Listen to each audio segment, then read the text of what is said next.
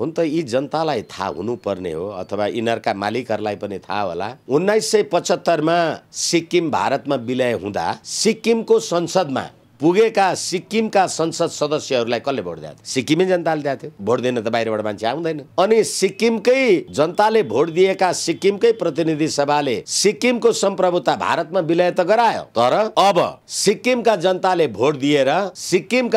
Vote दिएर भारतको सम्प्रभुता सिक्किममा फिर्ता ल्याऊ भने भारतले छोड्छ? मैले यो कुरा यस कारणले निवेदन गरिराखेको छु, भोट दिने र नदिने कुराको अर्थ बुझ्नु पर्यो। के को लागि गरिँदैछ? एमसीसी का नाउँमा जग्गा किन्ने 1 अर्ब 30 करोड रुपियाँ 2072 पुस 10 गते 2073 असार 31 गते यही खड्ग प्रसाद ओली प्रधानमन्त्री हुँदा दियो। अमेरिकाको नाउँमा नेपालमा जग्गा किन्ने। अब जहाँ अमेरिकाको नाउँमा नेपालमा जग्गा किन्नु भएको छ त्यहाँ नेपालको कानुन लाग्छ कि अमेरिकाको लाग्छ? वरिष्ठ अधिवक्ता विष्णु भट्टराईजी नमस्कार।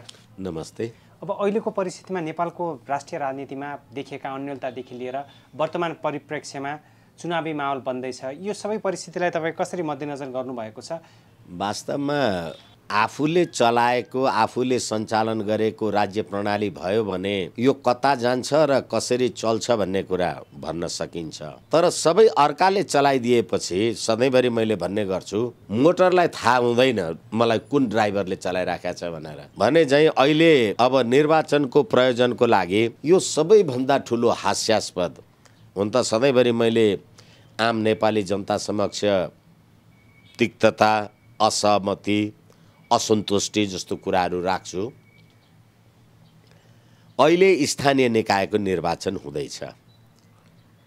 सङ्घीय लोकतान्त्रिक धर्मनिरपेक्ष गणतन्त्रको पक्षमा नेपाली जनताको आम नेपाली जनताको सहमति छैन भन्ने कुरा बितेका घटनाहरूले देखायो। किनभने वर्तमान सरकार नेपाली जनताले मतदान दिएर सत्तामा पुर्याएको सरकार होइन। तर त्यस्तो सरकारले गराएको निर्वाचनमा अहिले हास्यास्पद कुरा, हालाकि अब यी साना दल कि ठुला दल कि के हुन् भन्नेहरू हुन्, यिनीहरूलाई पनि के भन्ने हो के गरेर चल्या छन् मलाई थाहा छैन। तर तपाईँले निर्वाचनको प्रयोजनको लागि दल दर्ता गर्नुपर्छ। म एबीसी खबर मार्फत दोहोऱ्याएर भन्दैछु है, निर्वाचनमा भाग लिने राजनीतिक दलले निर्वाचनको प्रयोजनको लागि राजनीतिक दल दर्ता गर्नुपर्छ र राजनीतिक दल दर्ता गर्दाखेरि राजनीतिक दलको विधान अथवा नाम, कार्यसमिति, सङ्गठन, त्यसको चुनाव चिन्ह, ती सम्पूर्ण कुरा राजनीतिक दलमा दर्ता हुन्छन्। म अलि टाढाको साइनुको कारणले पनि राष्ट्रिय प्रजातन्त्र पार्टीसँग सम्बद्ध एउटा सामान्य कार्यकर्ता हुँ, चौवन्नीय कार्यकर्ता हुँ। यो पार्टीले राजनीतिक दल दर्ता गर्दाखेरि निर्वाचन आयोगमा यो राजनीतिक पार्टीको निर्वाचन चिन्ह त हलो छ। त्यही चुनाव लड्दा तपाईँले त्यही राजनीतिक दलले प्रतिनिधि सभाको चुनाव लड्दा तपाईँ मेची महाकाली 265 नै निर्वाचन क्षेत्रमा तपाईँको निर्वाचन चिन्ह प्रयोग गर्न पाउने।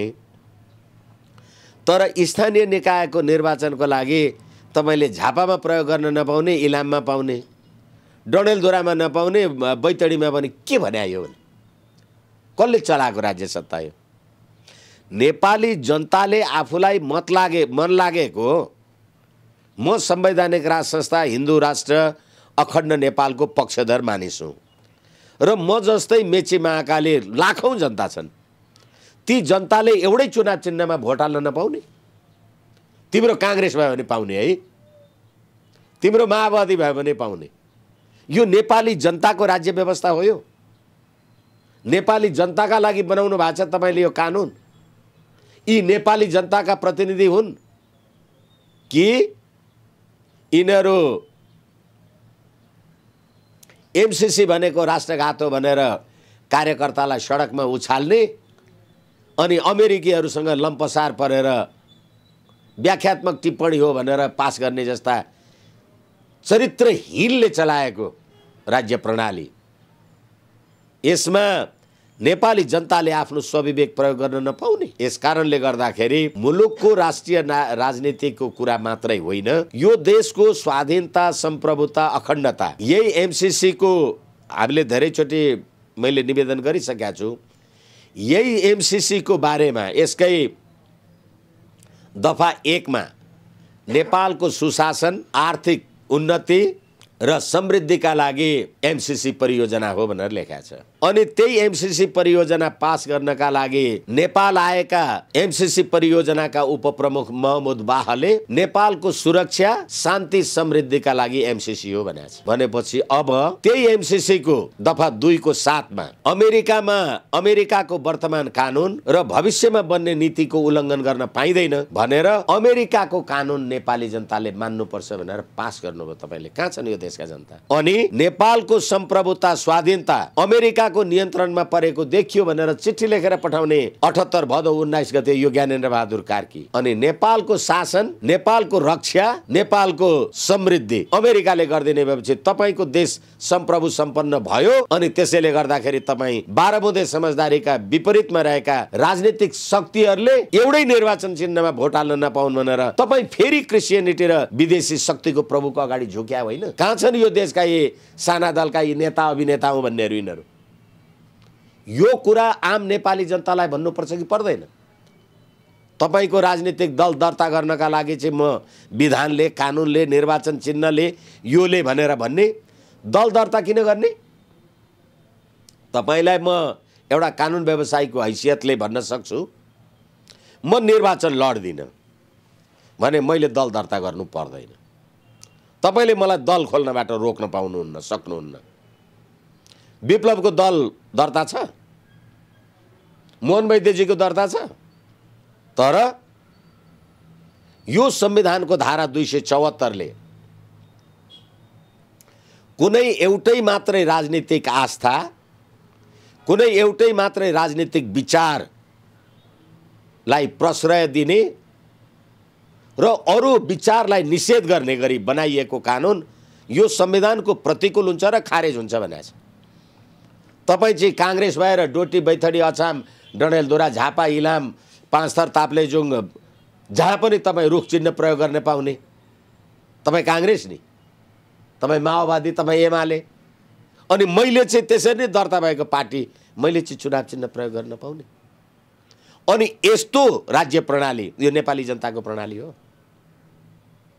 यसै कारणले गर्दाखेरि यो अहिलेको राष्ट्रिय राजनीतिको बारेमा जे जिज्ञासा आदरणीय पत्रकार महोदयले जे राख्नुभयो, मैले त राष्ट्रै देख्न छोडिसकेँ, मुलुकै देख्न छोडिसकेँ।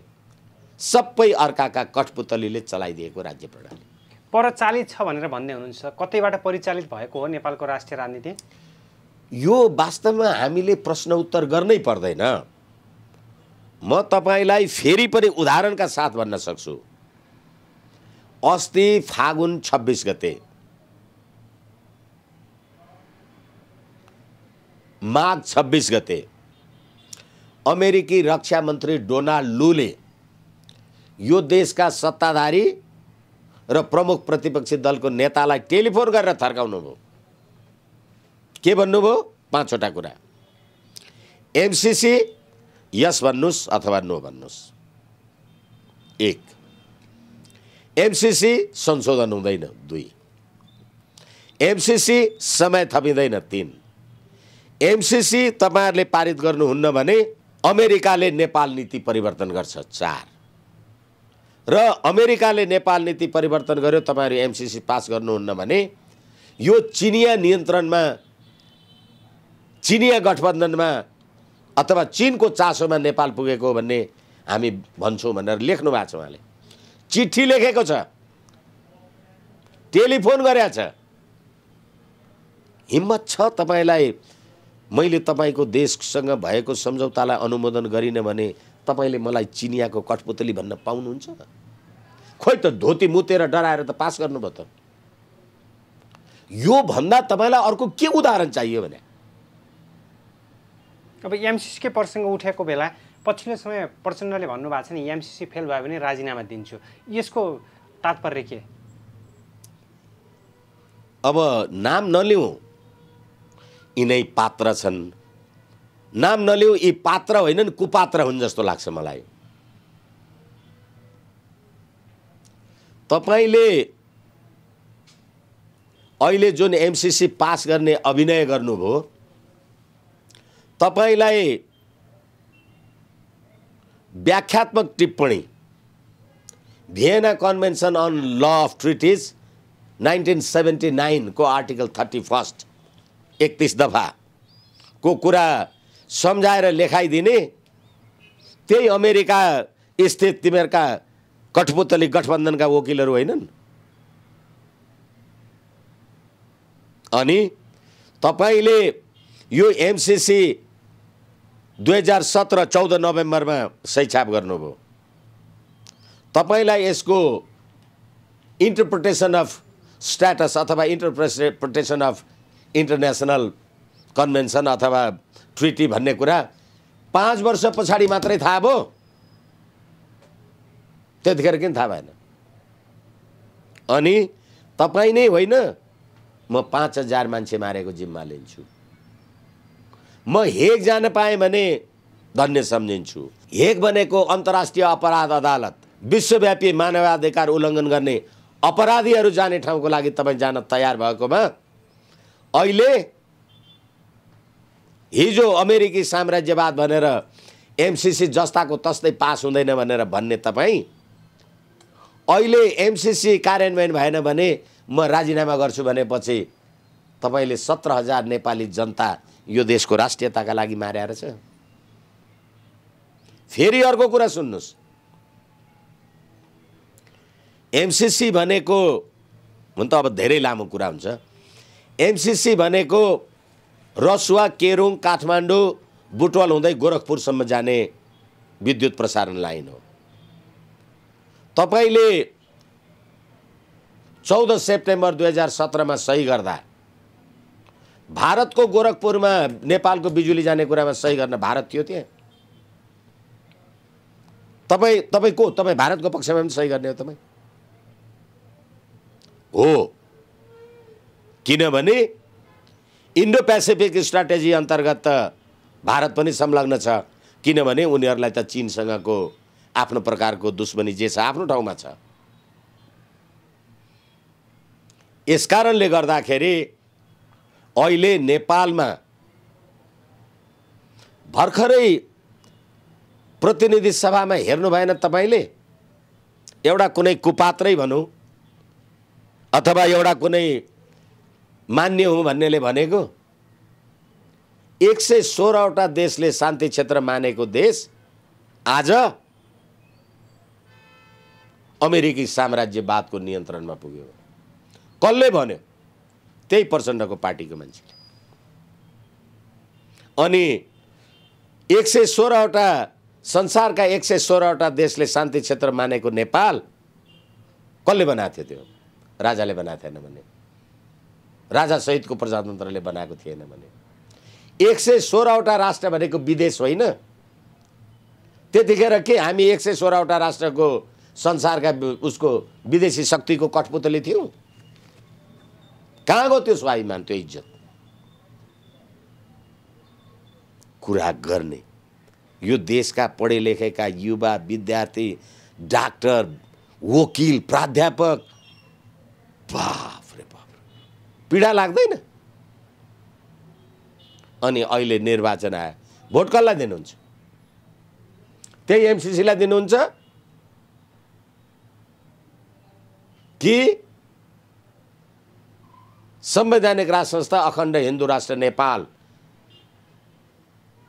पृथ्वीनारायण शाहको विरासतमा बनेको देश र देशवासीलाई भोट दिनुहुन्छ? हैन, एमसीसीको पक्षधरलाई जनताले भोट दिए भने त्यो आश्चर्य मान्नुपर्ने अवस्था होइन, किनभने जनताले त दिनेवालै छन् नि।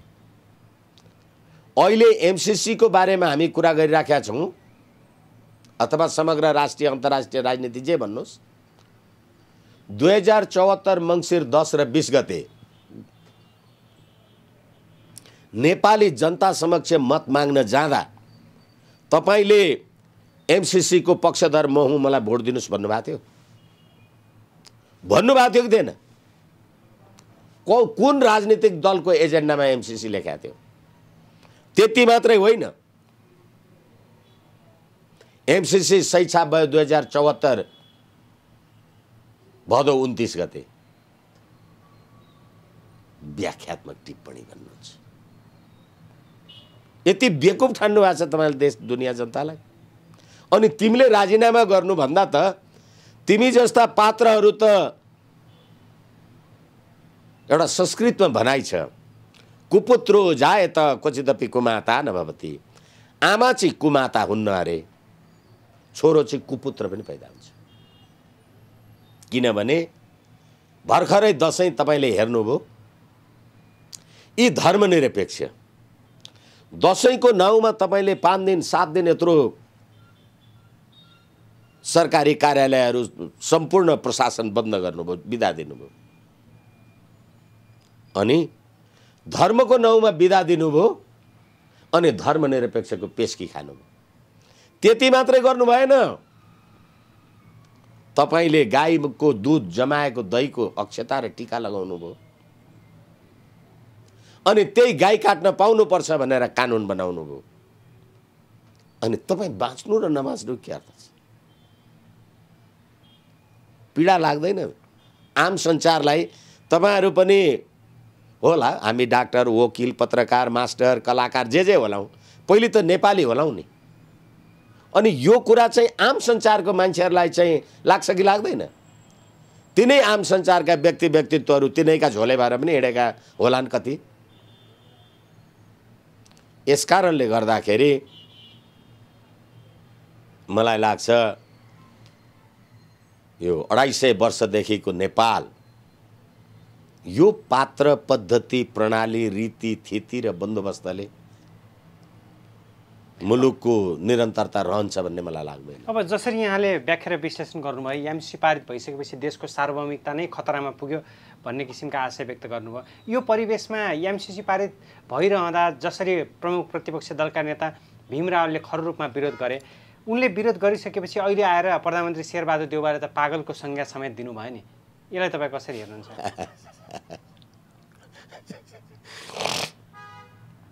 किनभने सध्यले मात्रै सध्यलाई सध्य देख्ने हो कि म खुस्किया छु भने म तपाईँलाई सध्य देख्न सक्दिनँ। यसै कारणले गर्दा अब तपाईँले नाउँ लिएको कारणले गर्दा मैले पनि भीम रावल भनेको मात्र। कहिले भयो? 1947 15 अगस्त। अनि त्यो 1947 को 15 अगस्तमा ब्रिटिसले भारत छोडेपछि 1950 मा नेपाल र भारतको बीचमा शान्ति तथा मैत्री सन्धि भयो। त्यो सन्धिको दफा 8 जहाँसम्म मलाई लाग्छ, अथवा दफा तलमाथि हुन सक्छ, त्यसमा के लेखिएको छ भने ब्रिटिस इन्डियासँग भएका सम्पूर्ण सन्धि सम्झौताहरू आजको मितिदेखि खारेज भएका छन् भनेर लेखा छ। अनि ब्रिटिस इन्डियासँग हामीले सन्धि सम्झौता गर्दा गुमेको हाम्रो टिस्टा किल्ला, काङ्गडा, सतलज, दार्जिलिङ आयो नेपालमा? कहाँ हुनुहुन्छ तपाईँहरू? त्यो 1816 को सन्धिमा नेपाल भनेर लेखा छ, NIPAL भनेर। नेपालका राजा महाकाली नदी पश्चिमको भूभाग परित्याग गर्छन् भनेर लेखा छ। तर यही डाक्टर लोहानी, पशुभाइ शमशेर लगायतका मान्छेहरू होइनन् 2052 सालमा महाकाली सन्धि गर्दा यिनै खड्ग प्रसाद ओली, यिनै माधव कुमार नेपाल होइनन्? महाकाली नदी साझा हो, पानी आधा आधा हो। के पो देश आयो फेरि त? होइन, अब गर्नुहुन्छ भने जानुहुन्छ। हामीले भन्ने हो, अब आम सञ्चारले यसलाई नेपाली जनतालाई सुसूचित गर्ने हो। त्यति मात्रै नभएर देश विदेश रहेका, विदेश अमेरिका, अस्ट्रेलिया, जापान, जर्मन, बेलायत जहाँ बसेका नेपाली हुन्, हामीले नेपाल थामिदिएको छ र न तिमी त्यहाँ नेपाली हुन पाएका छौ। यही जान लाग्यो भनेदेखि तिनीहरूले पनि बुझ्नु पर्यो के हुन्छ। अब चिनिया विदेश मन्त्रीको नेपाल भ्रमणलाई, नेपाल आगमनलाई पनि बडो अर्थपूर्ण तरिकाले हेरिएको छ एमसी पारित भए सँगसँगै। यो कस्तो किसिमको अर्थपूर्ण भेटवार्ता हुनसक्छ? नेपालमा उनी किन र केका लागि आएका हुन सक्छन्? मैले तपाईँहरूलाई कुरा गर्दा धेरैचोटि भनेको छु, केपी शर्मा ओलीले 2078 77 पुस 5 गते प्रतिनिधि सभा पहिलोचोटि विघटन गर्दा त्यतिखेर चिनिया कम्युनिस्ट पार्टीका अन्तर्राष्ट्रिय विभागका प्रमुख केयु यचौ भन्ने मानिस 2077 पुस 14 र 15 गते 2 रातको लागि नेपाल आउनुभयो। PPE लगाएर आउनुभयो। अब धेरै लामो कन्टेन्ट हुन्छ यो। कोरोनाको उत्कर्ष थियो, एउटा त्यत्रो जिम्मेवारीमा बसेको मान्छे PPE लगाएर नेपाल किन आयो? अलि कोरोना कम भएपछि पनि आउन सकिन्थ्यो, भर्चुअल मिटिङ पनि गर्न सकिन्थ्यो, गरेन नि। त्यति मात्रै होइन, सामन्त गोयलजीहरू पनि त्यही समय आउनु भएको थियो। अनि नेपालको सरकारले तपाईलाई सुरक्षा बन्दोबस्त हामी गर्छौँ भन्दा हामीलाई तपाईहरूको सुरक्षा चाहिँदैन भने। नेपालमा चीनको सेना बस्छ, किन चाहिँदैन भने? बुझ्नु पर्यो नि। अनि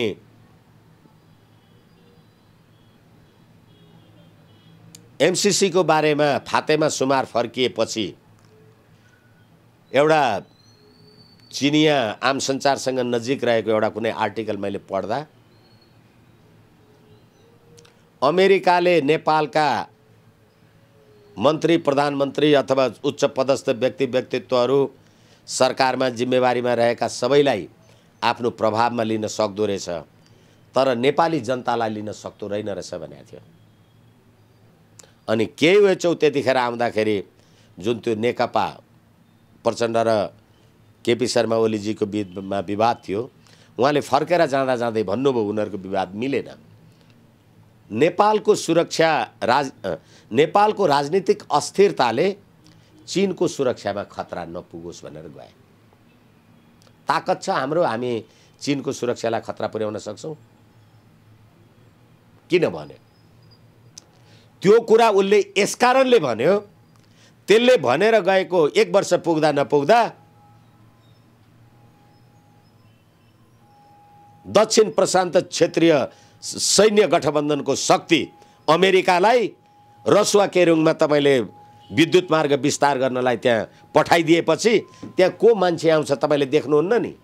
अनि त्यहाँ अमेरिकी सुरक्षा निकायका मान्छेहरू जाँदाखेरि त्यो बोर्डरमा फायर गर्यो भने चीनको सुरक्षा के हुन्छ? किन भन्यो? त्यो मान्छे पागल थियो?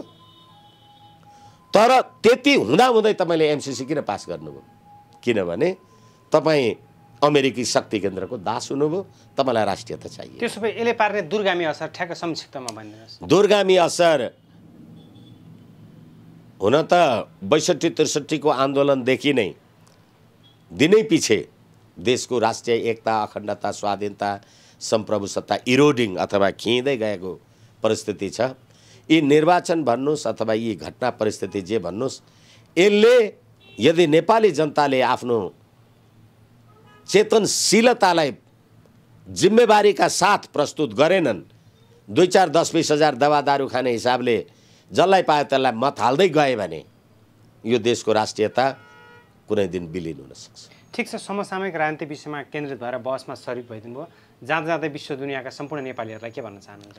अहिले विश्व दुनियाँका सम्पूर्ण नेपाली जनतालाई आगामी आम निर्वाचनमा, स्थानीय निकायको निर्वाचनमा नेपालको स्वाधीनता र सम्प्रभुताको रक्षाका लागि कसो गर्दा बल पुग्छ त्यो काम गर्नका लागि सबैलाई दैवले सद्बुद्धि दियोस् भन्छु।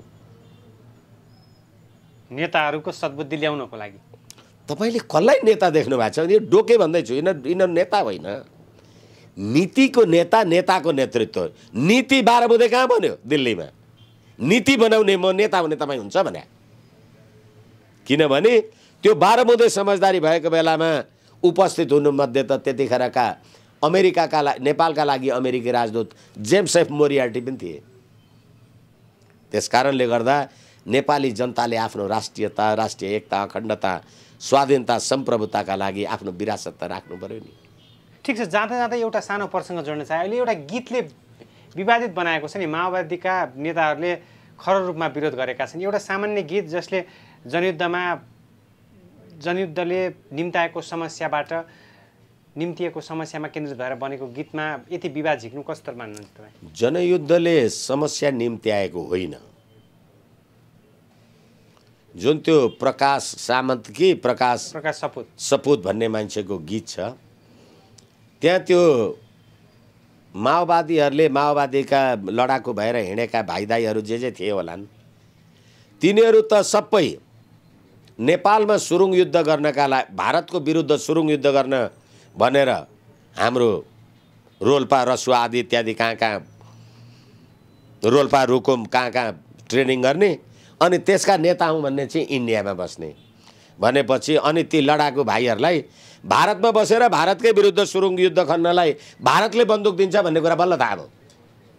अनि त्यो कुरा देखाउँदा त माओवादी सेनाका लडाकुलाई मात्रै देखाएको छैन नि, त्यहाँ त त्यतिखेरको नेपाल सरकारका वर्दीधारी प्रहरी कर्मचारी आर्मीहरू पनि देखाएको छ।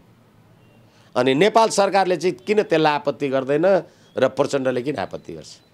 किनभने संसद भनेको खसीको टाउको देखाएर कुकुरको मासु खाने थलो हो भनेर 17,000 मान्छे मार्नुभयो, हामी 17,000 मर्यौँ, तिमी त्यही संसदमा गएर लाखौँ कुकुरका मासु खानुभयो, त्यस कारणले यो अप्रिय भयो भने तपाईँले त्यो सुन्नुभयो भने त्यो एउटा बच्चाले भन्छ त्यो गीतमा, बुवा देश भनेको के हो भन्छ। तपाईँ देशको परिभाषा गर्नुहोस् त मलाई, कसैले गरोस् त के हो देश भने? अनि त्यो बाउ भएको मान्छेले त्यो भुइँबाट 2 मुठी माटो झिकेर एउटा रुमालमा पोको पार्छ, त्यही हो तपाईँको देश। त्यसो भन्दा तपाईँलाई किन टाउको दुख्नु पर्यो? के गल्ती भयो भने त्यहाँ के अपराध भयो भनेपछि यी कति निकृष्ट ककसका पाल्तु पोषित यिनीहरूलाई त कहिलेकाहीँ यो तिहारमा हुन्छ नि कुकुरलाई माला लगाइदिन्छन्। मलाई चाहिँ पीडा लाग्छ, कहिलेकाहीँ साथीभाइहरूलाई भन्छु, यार त्यो कुकुरले त्यत्रो के गल्ती गरेको थियो र तिमीले माला लगाइदियो भने? होइन विद्वान के भन्नुभयो तपाईँले भने? होइन त्यसले कहिले झुटो पनि बोल्दैन, ढाँट्दैन, ठग्दैन, भ्रष्टाचार पनि गर्दैन, त्यो नेता भएकालाई 2-2 किलोमिटरको माला लगाउनुहुन्छ, त्यो कुकुरले केही गल्ती गरेको थिएन किन लगाइदियो भनेर भन्ने गर्छु म। यिनीहरूलाई त्यसको संज्ञा दिन पनि घृणा लाग्छ मलाई। त्यसैले देशको बारेमा हिजोको विगतले आखिर हामी यो अवस्थामा पुग्यौँ भन्नलाई के आपत्ति भयो? यसैले भनेको when Rome was burning then Nero was playing his flute। जब रोमन साम्राज्य आगो लागेर जलिराखेको थियो त्यहाँको राजा निरो चाहिँ बाँसुरी बजाएर बस्दै थियो। अहिले देश जर्जर भएको छ, एउटा कोही युवा भाइले गीत लेख्यो त्यसमा टाउको दुखाएर हिँडेका छन्, एमसीसीको चाकरी गरेका छन्। धिक्कार। हस्, समय र विचारको लागि वरिष्ठ अधिवक्ता विष्णु भट्टराईलाई हार्दिक आभार। धन्यवाद।